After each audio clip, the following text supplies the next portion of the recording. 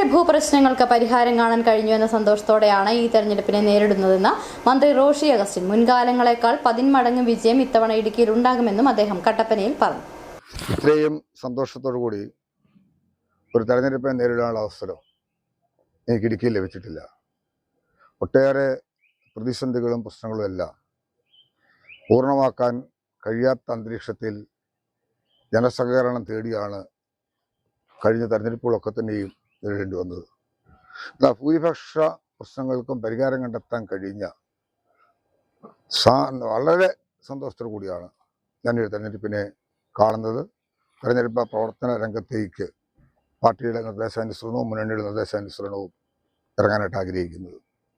Party chairman Shri Jose K Mani കട്ടപ്പനയിൽ വെച്ചാണ് പാർട്ടിയുടെ തീരുമാനം എന്ന നിലയിൽ ഇടുക്കിയിലെ റോഷി തന്നെയായിരിക്കും മത്സരിക്കുന്നതെന്ന് അറിയിച്ചത്. എന്നാൽ ഔദ്യോഗികമായ പ്രഖ്യാപനം മുന്നണിയുടെ നേതൃത്വത്തിൽ രൂപപ്പെട്ടു വന്നു കഴിഞ്ഞാൽ തെരഞ്ഞെടുപ്പ് പ്രചാരണ രംഗത്തേക്കുള്ള തുടക്കങ്ങൾക്ക് തുടക്കം